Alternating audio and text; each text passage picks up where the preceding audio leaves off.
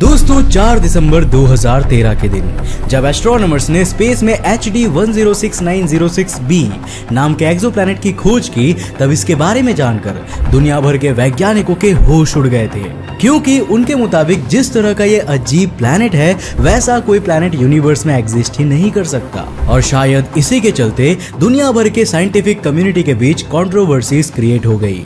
हालांकि ये यूनिवर्स में खोजा गया एक लौता अजीब प्लैनेट नहीं है, क्योंकि इसके अलावा भी एस्ट्रोनॉमर्स ने बहुत से ऐसे एक्सोप्लैनेट्स खोज निकाले हैं जिनके बारे में जानकर आपके होश उड़ जाएंगे। तो चलिए बिना समय को गवाए आज के इस वीडियो में जानते हैं ऐसे ही कुछ अजीबोगरीब प्लैनेट्स के बारे में। तो हेलो गाइस, मैं कौशिक और चलिए शुरू करते हैं आज के इस नए एपिसोड को। नंबर 8। दोस्तों, जब बात केपलर 10b प्लैनेट की आती है तब यह हमारे सोलर सिस्टम के बाहर खोजा गया पहला कंफर्म्ड टेरेस्ट्रियल प्लैनेट था, जिसकी खोज नासा द्वारा शुरू किए गए केपलर मिशन के तहत की गई थी। अब दोस्तों, इस मिशन में नासा को स्पेस में मौजूद केपलर टेलीस्कोप की मदद से स्टार्स के सामने से गुजर रहे प्लैनेट्स के डेटा को कलेक्ट करके उनमें से धरती जैसे ग्रहों को खोजना था। और 10 जनवरी 2011 ही वो दिन था जब केपलर 10b के रूप में नासा को अपनी पहली सफलता मिली थी। अब दोस्तों, शायद ही आपको मालूम होगा कि ये एक्सोप्लैनेट ना सिर्फ धरती से 1.4 टाइम्स बड़ा था, बल्कि इस पर धरती की तरह रॉक्स भी मौजूद थी। केपलर द्वारा कलेक्ट किए गए डेटा की माने तो ये एक्सोप्लैनेट अपने पेरेंट स्टार को हर 0.84 डेज में ऑर्बिट करता है, जिससे ये पता चलता है कि ये अपने होस्ट स्टार से मरकरी से भी 20 गुना ज्यादा करीब है। और शायद यही वो वजह है कि वैज्ञानिकों ने इसे हैबिटेबल प्लैनेट्स के सेक्शन से बाहर रखा है, क्योंकि यार स्टार के इतने करीब होने से इस पर लिक्विड फॉर्म में वाटर के होने की संभावनाएं तो बिल्कुल भी नहीं है। नंबर 7। J1407b। दोस्तों, इस अगले प्लैनेट को आप सुपर सैटर्न भी कह सकते हो, क्योंकि यह ना सिर्फ सैटर्न से कई गुना बड़ा है, बल्कि इसके सराउंडिंग में जो 37 रिंग्स मौजूद है वो भी करीब 12 करोड़ किलोमीटर के स्पैन के साथ सैटर्न के रिंग से भी 200 गुना बड़ी है। आप सभी की जानकारी के लिए मैं बता दूं कि ये प्लैनेट हमारी धरती से 434 लाइट ईयर्स दूर तो है ही, साथ ही इसका मास भी जुपिटर के साइज का 40 गुना है, जो इसे एक दिलचस्प लुक देता है। हालांकि वैज्ञानिकों की माने तो उनका कहना है कि इसकी जो रिंग्स है वो मून्स के फॉर्मेशन भी हो सकते हैं, जो एक ऐसी प्रोसेस है जिसे हमने अपने सोलर सिस्टम के बाहर कभी भी ऑब्जर्व नहीं किया है। अब अगर इस प्लैनेट के फॉर्मेशन की बात करें तो ये महज 1.3 करोड़ ईयर्स ही पुराना है। मतलब कि हम इसे यूनिवर्स के टर्म्स में एक बेबी प्लैनेट भी कह सकते हैं, क्योंकि हमारा यूनिवर्स 14 बिलियन साल पुराना है। वैसे किसी भी एक्सोप्लैनेट की खोज उसके होस्ट स्टार की लाइट से ही होती है, क्योंकि जब भी ये एक्सोप्लैनेट अपने होस्ट स्टार के सामने से गुजरते हैं तब धरती से ऑब्जर्व करते समय इनके होस्ट स्टार की लाइट हल्की सी डिम हो जाती है। लेकिन साल 2007 में इस प्लैनेट के होस्ट स्टार में लगभग 56 दिनों तक डिमिंग्स की एक कॉम्प्लेक्स सीरीज देखने को मिली, जिसके बाद वैज्ञानिकों ने इसके आसपास सैटर्न की तरह ही रिंग्स होने का अनुमान लगाया, और तब से ही ये प्लैनेट भी सुपर सैटर्न के नाम से जाना जाने लगा। नंबर 6। Trappist 1b। अब दोस्तों, अगर ट्रैपिस्ट 1b प्लैनेट की बात करें तो यार ये एक ऐसा प्लैनेट है जिसने मून डिपार्टमेंट में हमारे सोलर सिस्टम के बहुत से प्लैनेट्स को पीछे छोड़ दिया है, क्योंकि यार इस ग्रह के आसमान में 6 ब्राइट रेड मून्स मौजूद है जो इसे ऑर्बिट करते हैं। खैर, इन ब्राइट रेड मून्स को आप लाइट रिफ्लेक्ट करने वाले 6 लार्ज रिफ्लेक्टिंग वर्ल्ड्स भी कह सकते हो, जिनमें से 3 अपने प्लैनेटरी सिस्टम के हैबिटेबल जोन में भी मौजूद है। वैसे अगर इस प्लैनेट के सरफेस को देखा जाए तो वह रॉकी जरूर है, पर यार गलती से भी आप उस पर जाने की सोचना भी मत, क्योंकि इसकी सरफेस बहुत ही ज्यादा गर्म है। जबकि आपको जानकर हैरानी होगी कि इतनी ज्यादा गर्म होने के बावजूद भी ऐसा अनुमान लगाया गया है कि इस ग्रह पर अपने सोलर सिस्टम के बाकी प्लैनेट्स और अर्थ के मुकाबले 250 गुना ज्यादा पानी मौजूद है। और तो और इसके स्टार सिस्टम के दूसरे प्लैनेट्स पर 5% ही पानी है, जिनमें से कम 2 ग्रहों का पानी तो लिक्विड स्टेट में ही है, जबकि ट्रैपिस्ट 1b नाम के इस ग्रह पर पानी वेपोराइज्ड फॉर्म में, यानी कि पानी भाप के रूप में मौजूद है, जो इसे गैसियस प्लैनेट का रूप भी दे देता है। नंबर 5। कोरोट 7b। दोस्तों, अब हम जिस प्लैनेट की बात करने वाले हैं उसका नाम है कोरोट 7b।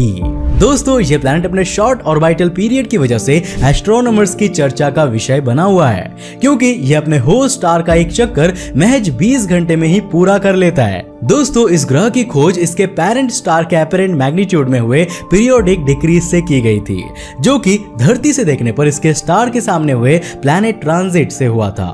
और शायद यही वजह है कि इस ग्रह पर होने वाले सनराइज पूरे यूनिवर्स का सबसे इंटेंस सनराइज है, क्योंकि ये प्लैनेट अपने होस्ट स्टार से हमारी धरती के मुकाबले लगभग 60 गुना ज्यादा करीब है। अब अगर इसके होस्ट स्टार की बात करें तो दोस्तों इसका होस्ट स्टार आसमान में 360 गुना ज्यादा बड़ा दिखाई देता है, जिसकी वजह से इस प्लैनेट का टेम्परेचर दिन में ही करीब 4700 डिग्री फ़ारेनहाइट तक पहुंच जाता है, जो कि इतना ज्यादा गर्म है कि इससे रॉक्स मेल्ट और वेपोराइज्ड दोनों ही हो सकती है। अब अगर इसके कूलर फ्रंट्स को देखें तो वहां भी स्थिति बिल्कुल सही नहीं है, क्योंकि इस पर हुई कंडेंसेशन से यहाँ पर कंकड़ फॉर्म हो जाते हैं, जिसके बाद इस ग्रह में आसमान से पत्थरों की बारिश होती है। अब यार थियोरेटिकल मॉडल्स पर नजर डालें तो इस ग्रह पर बॉइलिंग ओशंस और लावा भी मौजूद है, और क्योंकि ये एक निश्चित पोजीशन में लॉक्ड है, जिसके चलते इसके फायर और ब्राइमस्टोन्स वाला हिस्सा हमेशा ही सूरज को ही फेस करता है, जबकि इसकी दूसरी साइड इतनी ज्यादा ठंडी है कि वहां का टेम्परेचर -392 डिग्री फ़ारेनहाइट तक पहुंच जाती है, जो इसे दोनों फ्रंट्स पर एक बेहद खतरनाक प्लैनेट बना देता है, जहां कोई भी सरवाइव नहीं कर सकता। Number 4, GJ436b। दोस्तों इस ग्रह को आप एक फिजिकल कॉन्ट्राडिक्शन मान सकते हैं, क्योंकि इसका टेम्परेचर 822 डिग्री फ़ारेनहाइट है, जो पानी को इवेपोरेट करने के लिए काफी है। लेकिन आश्चर्य की बात तो यह है कि इतना ज्यादा गर्म होने के बावजूद भी इस पर वाटर सॉलिड फॉर्म में मौजूद है, जिस वजह से वैज्ञानिक इसे प्लैनेट ऑफ बर्निंग आइस भी कहते हैं। हालांकि इस पर पाई जाने वाली आइस धरती की आइस की तरह बिल्कुल भी नहीं होती, पर इसे हम एक स्पेशल आइस फॉर्म मान सकते हैं, जिसका नाम ICE7 है। अब अगर वैज्ञानिकों की माने तो उनके हिसाब से ये बर्निंग आइस इस प्लैनेट के कोर के स्ट्रॉन्ग ग्रेविटेशनल फोर्स की वजह से फॉर्म हुई है। साथ ही इसकी हाइड्रोजन और हीलियम से बनी आउटर लेयर हायर लेवल्स पर मीथेन बनाती है। खैर वैज्ञानिकों ने इस प्लैनेट पर एग्जिस्ट करने वाली टोटल मीथेन से 7000 गुना कम मीथेन ऑब्जर्व की है, और उनके मुताबिक इस पर मीथेन की जगह हाई क्वांटिटी में कार्बन मोनोऑक्साइड मौजूद है, जो कि प्लैनेट के कोर की वजह से उत्पन्न हुई है, क्योंकि इस प्लैनेट का कोर बहुत ही ज्यादा गर्म है, जो इसे एक बर्निंग आइस वाला प्लैनेट बना देता है। नंबर 3, अब दोस्तों ऐसा माना जाता है कि HD 106906b नाम का यह ग्रह अपने साइज और होस्ट स्टार से अपने डिस्टेंस की वजह से एग्जिस्ट ही नहीं कर सकता, क्योंकि इसका डिस्टेंस अपने स्टार से धरती और सूरज के डिस्टेंस से भी 650 गुना ज्यादा है। साथ ही इसका साइज भी जुपिटर से लगभग 11 गुना बड़ा है। हालांकि इतना ज्यादा बड़ा और अपने स्टार से इतनी दूर होने के बावजूद भी इस ग्रह का टेम्परेचर 1500 डिग्री सेल्सियस है। दोस्तों इस ग्रह को खोजने वाली टीम और दुनिया भर के एस्ट्रोनॉमर्स इस प्लैनेट को देखकर बहुत ही ज्यादा हैरान परेशान हैं, क्योंकि उनके मुताबिक जिस तरह से ये अपने होस्ट स्टार से सेपरेट है, वैसे असल में किसी भी गैस जायंट के लिए पॉसिबल नहीं है। और शायद यही वजह है कि इस ग्रह की वजह से दुनिया भर में ना सिर्फ कंट्रोवर्सीज क्रिएट हुई है, बल्कि इसके नाम को लेकर भी एक पिटीशन फाइल्ड हुई है, जो इसे फिलहाल यूनिवर्स का सबसे कंट्रोवर्शियल प्लैनेट बना देता है। Number 2, Kepler 70b। दोस्तों अभी तक हमने अपनी इस लिस्ट में बहुत से हॉट एक्सोप्लैनेट्स के बारे में जान लिया, पर अब जब बात केपलर 70b की आती है, तब इसके हॉटनेस के आगे कोई दूसरा प्लैनेट नहीं टिकता, क्योंकि ये यूनिवर्स का अब तक का सबसे हॉटेस्ट प्लैनेट है। अब दोस्तों शायद ही आपको इस बात की जानकारी हो कि इस एक्सोप्लैनेट का ऑर्बिट पीरियड आज तक मिले हुए सभी एक्सोप्लैनेट्स में से सबसे शॉर्ट है, क्योंकि ये अपने पेरेंट स्टार को महज 5.76 आवर्स में ही ऑर्बिट करता है। इतना ही नहीं, इसका टेम्परेचर भी 12000 डिग्री फ़ारेनहाइट है, और यह धीरे धीरे अपने डेड स्टार की तरह ही बर्बाद हो रहा है, जिसके चलते किसी के लिए भी इस ग्रह पर कदम रखना मौत को गले लगाने के जैसा होगा, क्योंकि यार जैसे ही आप इस पर कदम रखेंगे तब आप पल भर में ही राख बन जाओगे। Number 1, Kepler 16b। दोस्तों अब बात करते हैं हमारी इस लिस्ट के आखिरी एक्सोप्लैनेट यानी कि केपलर 16b की, जो कि अभी तक खोजे गए उन कुछ सर्कम बाइनरी प्लैनेट्स में से है जो एक साथ 2-2 स्टार्स के चक्कर लगाती है। खैर इतना इंटरेस्टिंग होने के बावजूद भी यह ग्रह ऑल लाइफ फॉर्म्स के लिए डेडली है, क्योंकि ये ना सिर्फ बहुत ही ज्यादा ठंडी है बल्कि गैसियस भी है। दोस्तों इस ग्रह की खोज डुअल स्टार सिस्टम की ब्राइटनेस को ऑब्जर्व करके की गई थी, क्योंकि जैसे ही ये प्लैनेट अपने स्टार के सामने से गुजर रहा था, तब धरती से देखने पर इसके दोनों स्टार से आ रही लाइट डिम हो रही थी, वेल इस प्लैनेट की डिस्कवरी के साथ ही एक नए तरह के प्लैनेटरी सिस्टम की भी खोज हो गई जो कि लाइफ फॉर्म कर सकते थे, क्योंकि हमारी गैलेक्सी के ज्यादातर स्टार्स बाइनरी स्टार्स का ही पार्ट है, जिसका मतलब यह है कि जो प्लैनेट सिंगल स्टार के अराउंड होते हैं उन पर लाइफ फॉर्म होने के चांसेस ही ज्यादा होते हैं। तो दोस्तों यह थी हमारी एक और इंटरेस्टिंग वीडियो। मुझे उम्मीद है कि आज के इस वीडियो से आपने काफी कुछ नया सीखा होगा।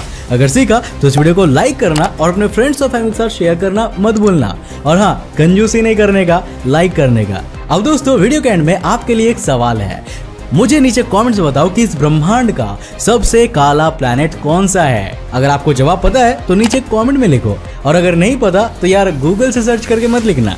कोई चीटिंग नहीं करने का, हमारी लास्ट वीडियोस देख लो, आपको पता चल जाएगा। दोस्तों अगर आप नए हो इस चैनल पे और ऐसे इंटरेस्टिंग वीडियोस को देखना चाहते हो तो इस चैनल को सब्सक्राइब करने के साथ साथ नोटिफिकेशन बेल को ऑन कर देना, ताकि आप देख सको हमारे वीडियोस सबसे पहले।